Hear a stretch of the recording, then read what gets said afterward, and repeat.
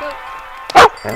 Go. Oh, there she goes. Back in the spring, I found myself following a pair of dogs into a patch of deep, mossy forest. Let's go. It was raining, just a bit, and then quite a lot, actually. Maybe take... It's a little deep. This is my life. I don't do trails. I do this. Can I meet this crew? Yeah, so this is Zulu. This is my youngest dog. She's 4. Hi, Zulu. Yeah, go check it out, girl. They're probably going, what is that weird thing? What is that? This is Echo, who will be 11 next month. The woods here are thick and teeming with new life, and the smells are incredible. Rich and loamy, but also fresh and crispy. And looking around, there isn't much of a trail to be found here. But that doesn't matter. That's not what Echo and Zulu are looking for. So they're already off working. What are they? Okay, so what's their mission? They have their harnesses on. See, this is what's going to happen. Echo's already found an article of clothing. Oh, look at that. And you planted that a while ago, right? Friday. Friday? This one's, yes, from Friday. Go. Here, drop. Here. These dogs are here on a training mission. Their job is to find articles of clothing stashed all over the forest. See, they are search and rescue dogs. Well, Zulu still is. Echo retired this winter. Just been retired. Officially retired now? Officially retired. What was the day of the official retirement? I don't think I've ever heard of a dog retiring from anything. And watching her out here in these woods, finding an old sock... That she just pulled out of there. I did not know that was there. That's a good girl. Yeah. Well, it didn't seem to me like Echo was remotely interested in retiring. So now it's just playtime in a way? It's playtime. She still loves to work. They're out in the bush practicing maybe 3 to 4 times a week. She works like a 5-year-old still. It's true. Echo doesn't look like an older dog at all.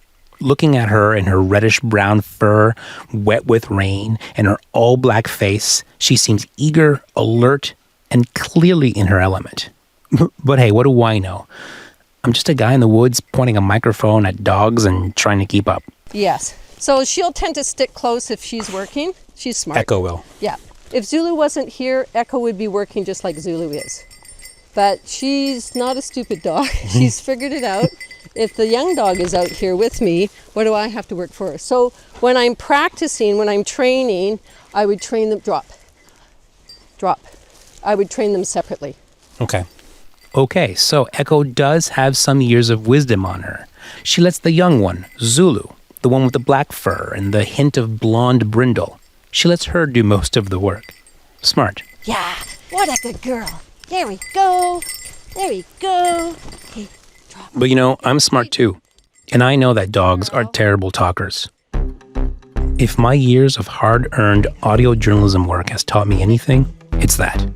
So if I'm going to get to the bottom of Echo's retirement story, I'm going to talk to the human that listens to Echo the most. My name is Joyce Tattersall, and I'm a search dog handler for the Sunshine Coast Search and Rescue. That's a volunteer position. It is a volunteer position. You've been doing this for... About 10 and a half years now. Why? So... I'm Dominic Girard. This is Secret Sunshine. Today's episode, bravo, Echo, Zulu, and Joyce.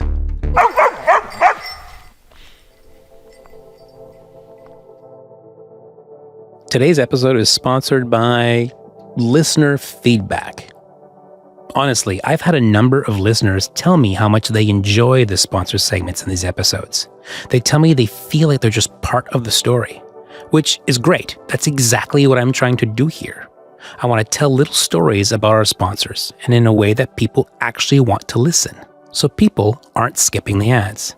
Except, here's the thing, I didn't hustle as much as I needed to these past couple of months to reach new sponsors of the show.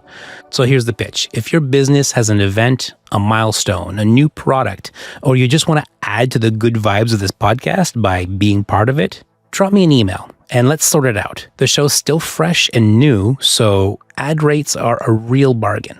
If you're interested, email me at secretsponsor@handovermedia.fm, or even easier, grab a link in the show notes to the episode, or find me online at secretsunshine.ca. I promise you, it's fun to make them, and it's easy too. Okay, thanks.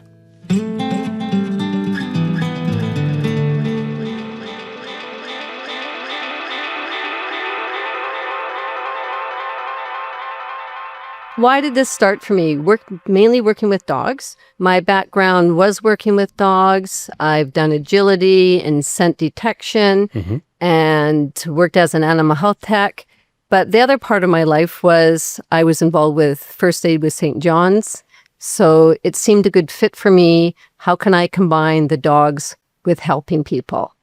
So looked into what I had to do for search and rescue and went from there. So how did you meet Echo? I was kind of looking for dogs. I had been offered a few dogs, but I wanted to make sure I had my ground search training first because I didn't want to necessarily get a super high drive dog if I didn't feel that I wanted to continue with search and rescue. I had a dog that knew how to do all the work. I'd been kind of working with her for fun, but she would have probably stopped and had a cup of tea before she found somebody. She was just that dog. So I think my husband wanted to go and cry in a corner when I told him I wanted to get a Malinois. Because they are a high drive and they're not always the best pet, right? Because they're very intense. They need a job or they'll give themselves a job.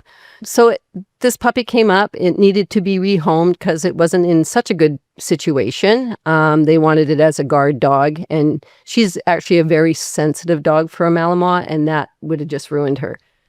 So can we go back on that? So you were saying she was in a situation where somebody was she was young. She was young. I got her at 12 weeks old. She was with this person at 8 weeks old, and then they just got wind that they weren't treating her very nicely. That the plan was to turn it into a terrifying guard dog. Yes. And she was just too sensitive for that. So I wouldn't do that anyway with any dog, but they found out that it just wasn't working. So they took the dog away, went to my friend. She told me about this dog. So then I went and checked it out. It was a situation where there was actually a vet at her house at that day. And I had him check her out and said, "Is she suitable?" He says, "Yep, she's fine. She's in good shape." So off she went home with me. When do you fall in love with Echo? I had fun from her with day one. Right away. Oh, yeah, because she was a spicy puppy. She wanted to play with me.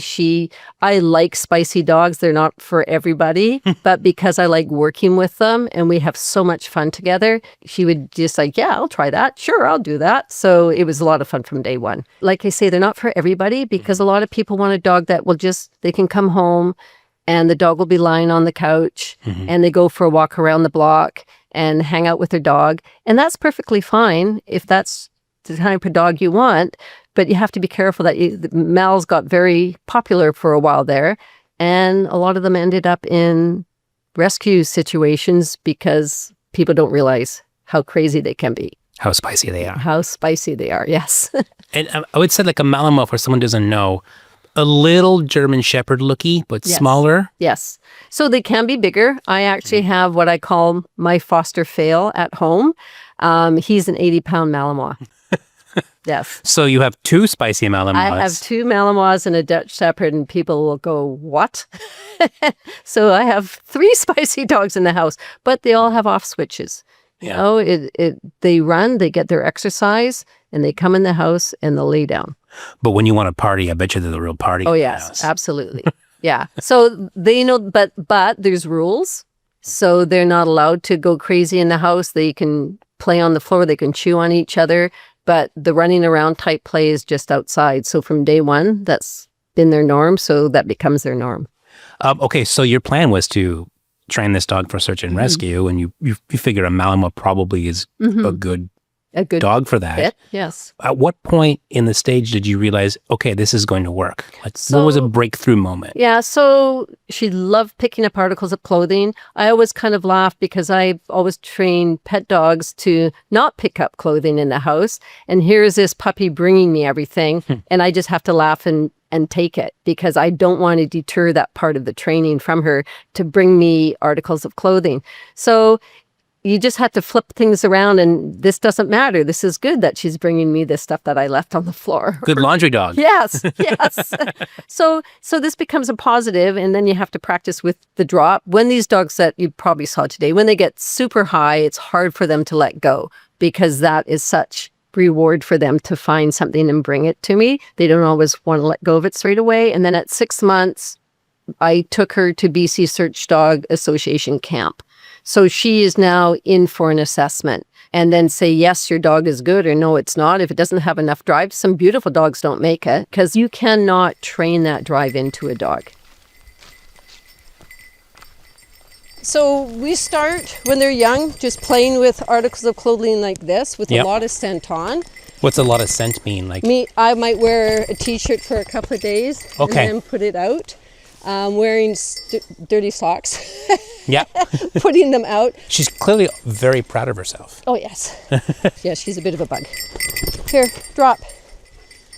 Good girl. Did you go into that first assessment with full confidence, or were you a little nervous? Oh, I'm always nervous. My first validation with Echo, I was such a nervous wreck. Tell me about that day. So how the validation works is we have to go out in the bush. There's 3 hides out there and a person hiding. The validation is set for 60 to 90 minutes, and we are plowing through the bush. You got to find everything? We have to find everything, including and the person. Otherwise, it's questionable if they'll validate. Depending on what the wind is doing, then they will question, do you validate or not? Did your dog just walk past it? And that dog should have picked that up. So I have a validated police dog handler is the one that validates me. Mm-hmm. So we kind of work under them. So yeah, I'm out in the bush with this guy following behind me through the bush, and she rocked it. She picked up articles from quite a distance, but her range, then she would come in, and the only thing he said is, her range isn't really far. And I said, well, usually it's better, but I'm so nervous. She picked up on that and stayed in a little bit closer, because that's Echo. He was making sure I was okay. It was almost your fault. Yeah. Oh, yeah, it was my fault. I will be the first one to admit it. It was my fault. Yeah. And it's a pass or fail thing almost. Pretty much, yeah. So what they do is I have to watch my dog, use a compass. I have to make sure I'm not too close or not too far apart from what I feel, depending on how thick the terrain is. Mm-hmm. I'm doing a straight line from point to point, tree to tree, whatever I'm pointing my compass to on a sort of like a grid line. Mm-hmm. So we're literally, me and my dog are gridding this whole big area, which might be by 500 by 300. So she gets validated. Woo-hoo! Really? I was so excited. I was just singing all the way back to the camp. Yeah, that was a huge, huge moment, your first validation. Very big. Why? What did it mean to you? With the amount of time you've worked with your dog and 2 years of training at that stage, and to be able to say that I'm a validated search dog handler and I can go out there and maybe find a missing child or find an article of clothing that will help the police take it on further from there. It was just amazing to be able to think that, wow, I actually did this. Yeah. I still sometimes have to go, hey, this is who I am. That was a big moment. So at this point, everything's still theoretical. The dog got validated, you're a team, you're ready to go. Do you recall your first official search and rescue call with Echo? I think I'm just trying to think back. I think my first call with her was here on the coast, and it was for a dementia person who had gone missing. Yeah, sometimes they tend to just wander off. And she found the person, which was very cool. So she's had her fair share of finds. And sometimes some people will want the dog to go right in and find and call it a dog find. I'm a little bit more respectful of who is she finding? What situation is that person in? Does it make sense for me to let my Malinois go in and start barking at this person? Is that too scary for that person? Right. So if I see her showing interest in an area and it's so obvious that she's on human scent, like a situation where there was someone behind a fence, the person that I was with, I said, I'll hold her back. Do you want to just go check in behind that fence? And sure enough, that's where the person was. So we can use her as strong indication, and then I can get someone else to go in if I don't feel it's a good situation for the person or the dog. But I'm just thinking, like, this first time you get a call. Yeah. Oh, my Are adrenaline. you nervous all over again? Very nervous. So I think if you talk to a lot of search and rescue people, our adrenaline, you have to watch it when you first start out where you go, okay, let's just get some water and do I have something to eat? And you just have to bring yourself down a wee bit. But yeah, because as you're with your dog, you want to succeed. Yeah. You want to, because a lot of people, believe it or not, my team is very supportive of the dog team, but there are teams that don't get dogs. And they don't have dog handlers and they just think they're silly. So it's a matter now I feel that I've got this and now I have to prove it to the team that this is worth having. Why do they think they're silly? What do you mean? I think people just, if they don't understand how dogs work, they just don't think that they can do the job. And there have been teams in the past where I ended up on a search out in Coquitlam. And they didn't know how they worked, so they put me out without my dog. Without your dog? That was frustrating. But the concern was, can your dog work in the rain? Because they didn't know how dogs work. So it's a matter of educating all the different teams that don't have dogs. Even within the search and rescue community? Yes, yeah. That's interesting. Yeah, let's educate everybody. And so it's changed a lot over the years. But I'm very lucky to have the amount of support I have from this team. They just pretty much, what do you need, Joyce? What do your dogs need, Joyce? Yeah, so it's very positive group. So how did it feel when Echo found that first person? I was in tears. Were you? Yes, because it's just all this hard work. And this is why you do it. It gives me actually goosebumps right now. This is what it's all about, helping to find that person. And my dog did it. As a team, we always work as a team, but wow, we did it. And it's a matter of, I might have been put in a different area. Someone else might have found the person, right? But I just happened to be, that's the area they wanted me to check out. She showed me that, yes, someone was here by how she was moving back and forth on the fence. And for that, yes, it's an amazing feeling when you've put in that amount of work and you have that kind of success. Yeah. Yeah. So the dogs can actually cover the area of what maybe 10 people would be doing. Wow. Yeah. So one dog and one navigator takes the place anywhere from 5 to 10, 15 people, depending on the terrain. Okay, so we're basically on the road towards Dakota Ridge, more or less. Yes, we are. There's a couple of different areas, so they're not in the same environment all the time. Right. In here, though, I can do different scenarios where I can have things up high. I can have things across there. There's a creek. I put articles in the water. Yes, dogs can pick up scent in water. A lot of people don't think that's possible, but both these dogs will put their heads right in the water and pull out an article. Amazing. Yeah. She's better in the water. She'll actually lie in it and she'll swim around. Echo will. Echo will. She'll swim around and actually pick up stuff that's out a little bit deep. She'll stick her head right under and go down and pull it out. Yeah. Oh, good girl. Zulu found another piece. That's a good job. Nope, Echo wants the treat. Let's go. Here. Listen, I'm a pretty rational thinking person. I believe in science. I'm also certainly not trained like you are with dogs. And I get that it all makes sense.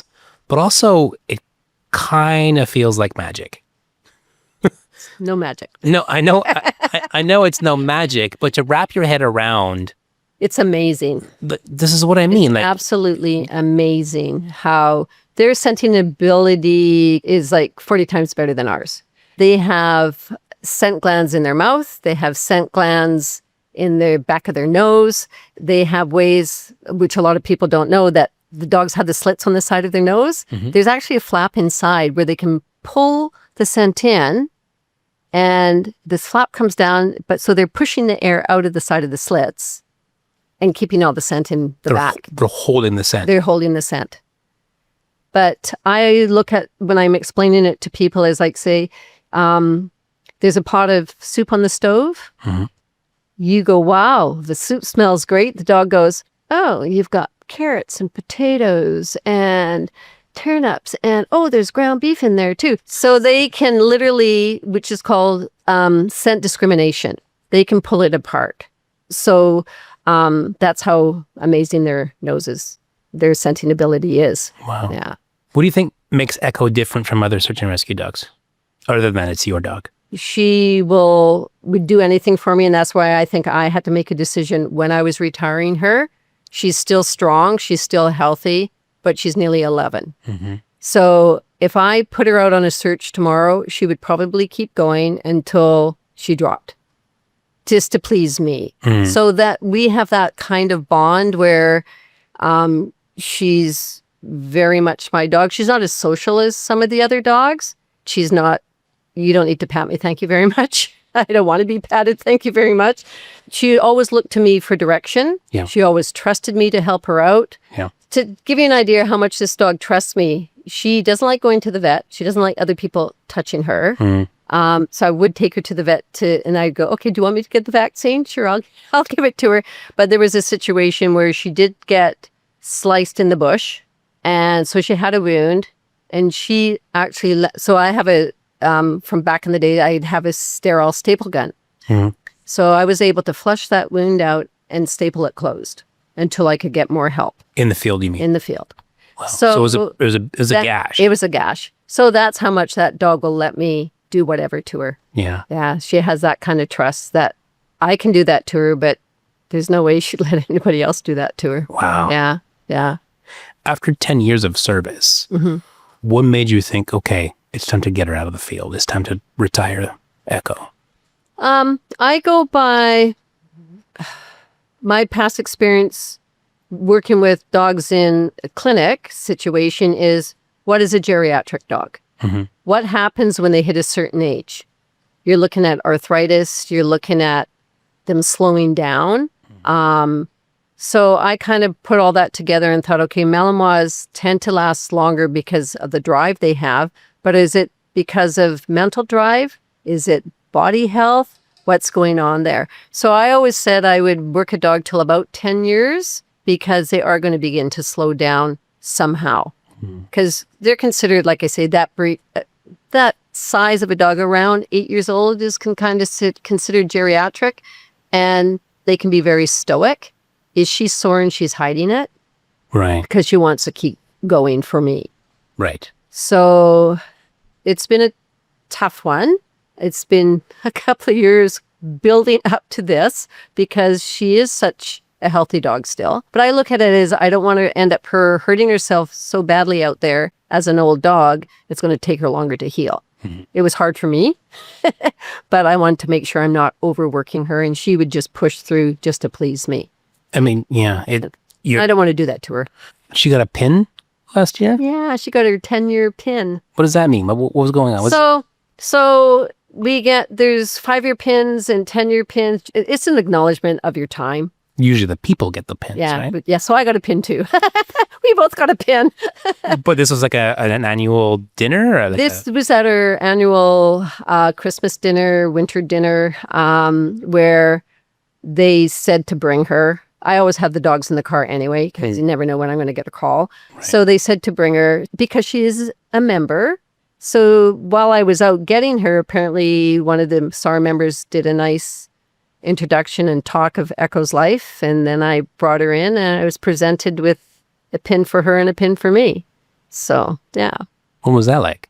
Some people were crying. I was holding back the tears. I was strong that night. You were stoic. I was stoic that night. But some of the members were going, oh my goodness, that made me cry. How does it feel to be retiring Echo? It's tough. So I will still work with her, like to stop cold. I don't think that would be fair on her. Still needs a job. She still needs a job. She's still healthy enough to do the job. Maybe she just wouldn't be able to do the distance. So in the car she goes. Sometimes when I'm working with the new dog, I might leave Echo at home. Other times she comes with me. I do a search with her. She loves tracking. I'll do a track with her. As far as she's concerned, she's still having fun with it. I'm just not going to make her be out there for a full day. Yeah. If Echo could talk, what would Echo say about her retirement? As long as I keep her busy, she'll be happy. But I get the look now and then. She knows when I'm leaving without her. Really? Do a call. Yeah. You getting judged a little bit? I'm getting judged. I am getting judged by my dog. So I feel bad. Yeah. That kind of pulls at the heartstrings a little bit because she's been my partner, 8.5 years out there. Yeah. So I'll just keep her working, keep her happy that way. And yeah. So how are you feeling about Zulu's options for the future? Zulu has already found somebody. Oh, well. Yeah. And it was an interesting scenario where it was in the fog. So let me tell you, that moment where we could not see in front of us because the fog was so thick, I just kept going, okay, Zulu, it's up to you. Okay, Zulu, it's up to you. Right? So, yeah, she's using the nose. But fog does weird things with scent. It swirls it around more. The scent gets caught up in the fog. And how is that dog supposed to figure that out, right? So it was interesting. It was a very interesting experience. But so she's done well. We call her, she's nicknamed the party girl for a reason. You could probably see that a little bit in her today. She's got more spunk, that's for sure. Yes. Zulu still has that puppy spunk. And people even here said, isn't she like too social to be a SAR dog? I said, she can turn it off. So she will, but at the end of the search, while we're all waiting out there in the cold, she will go around to everybody and just hang out with them and keep them warm. Amazing. So completely different personality. What do you miss about not having Echo in the field with you? Zulu is still learning. Echo could go out and do the search without me. So says the cops. So it's a matter of, again, building that rapport and confidence between and making that team stronger. She is hot. She's really good. She finds people really quick. Yeah. But she's a different dog. So it's still a matter of we're still growing together, right? So the time makes a huge difference I trust her. She's proven it. The last couple of years, she's done really well. But to me, Echo is a no-brainer, right? Does that make sense? Where it's just that confidence level with Echo. It's just like, go do your thing, girl. Yep. Right. I'm working on that with Zulu. She's getting there. She'll get there eventually. Yes. Yeah. Yeah. They're so different. Yeah. Love them both. What can I say? What would you do if you couldn't have dogs in your life? Oh, good question. I'll always have dogs in my life, even as pet dogs. Pass. Yeah. So, and that was the thing. Like, I thought I was actually going to retire with Echo. And then I got another dog. I don't know how that happened. So why don't you stop? Because I love it and it keeps me healthy. Yeah. I love the work. And if I can get out in the bush, I start to worry about, I don't want to hold my team back. Sure. And I talk to them about that and they go, you don't have to worry about that yet. You're moving quicker than some of the 40-year-olds. Okay, fine, good. But yeah. So I'm aware of that too. I don't want to be one of those people, because you do get them where we have to say, okay, you're done. Where I will say, what can I do in the truck instead? And hopefully I can do it after Zulu is, well, she's only 4, so we'll see what happens. Yeah. Yeah. Is that true though, or are you going to be stoic like Echo? I'm going to be stoic. I'm going to keep going as long as I can. Right. No. Yeah. What a good girl. Here we go. There we go. You don't need to spend a lot of time with Joyce and Zulu and Echo to see how special their bond is. It's a bond built from years of training and trust. Watching them work, you can almost see an unspoken language at play between them.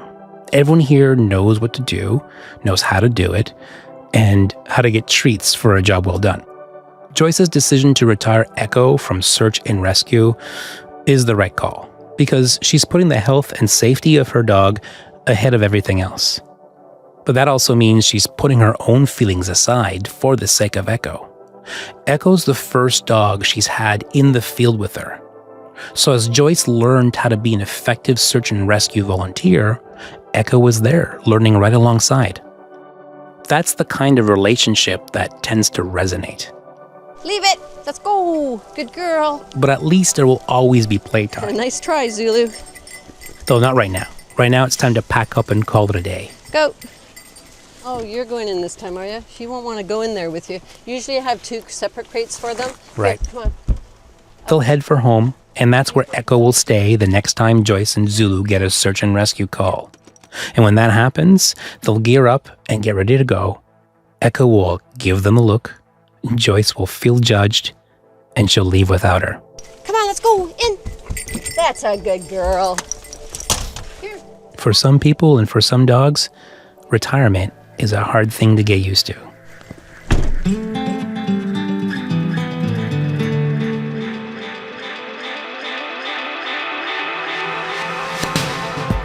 By the way, when Joyce isn't busy volunteering for Sunshine Coast Search and Rescue, she's busy running a kennel in Gibsons. It's a place called No Problems.